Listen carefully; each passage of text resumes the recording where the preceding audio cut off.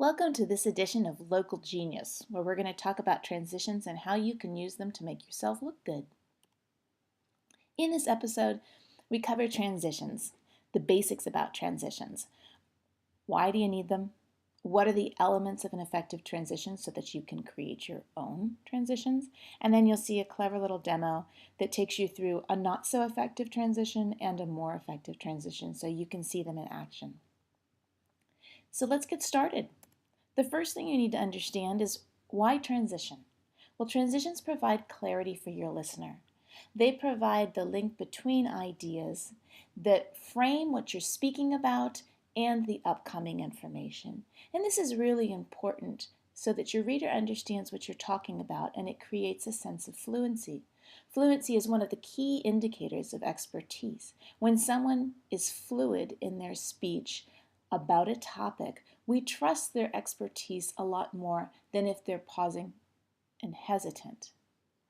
We don't know why people are hesitant when they're speaking, and we often assign the worst case scenario, such as they aren't an expert, they don't really know what they're talking about.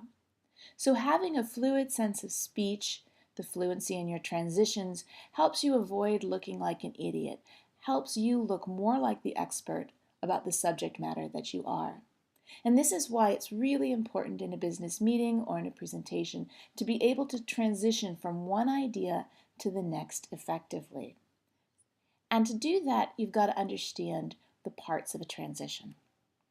So obviously a transition starts with an idea, right? You have to know what the first idea is that you're talking about and what the idea is that you want to switch to. And sometimes this requires a lot of listening. If you're in a meeting, you have to know what one person was saying and how you can link it back to the point that you want to make. In a presentation, this is a little more simple, but you do have to understand the first idea and the second idea so that you can create the stitch. And the stitch is the common thread between your two ideas. The linking fiber that holds parts of both ideas in that transition. So here's an example.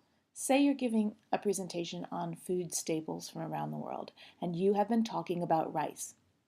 Rice is a tasty starch. This is the first idea that you have. Now you're going to move into talking about potatoes and how potatoes are a healthy treat that other people also love around the globe. So what is your stitch? Your stitch has to contain a similar idea or fiber from both idea 1 and idea 2, as well as a signpost. So let's look. Maybe this would be a good transition, a good stitch. Rice is a tasty starch. Another starchy staple loved around the globe is potatoes. Potatoes are a healthy treat. So you see in this transition that you have a similar link between idea 1 and idea 2. They're both starches that are staples that are loved around the globe. This is the common thread, and how you stitch it together is by providing that common thread with a verbal signpost. A verbal signpost is very much like a signpost on the road. It says, go this way, you're turning here. So a verbal signpost in this case is another. It signals to you that there is more than one, and now we're going to be talking about that other. Other common signposts that we use are additionally, in addition to, so, as you can see. The most effective ones are the ones that actually tie into what you're talking about, such as another. So let's take a look and see what this looks like in action. Let's look at this bad transition and what's happening. See if you can identify idea 1 and idea 2 and what was missing in the stitch.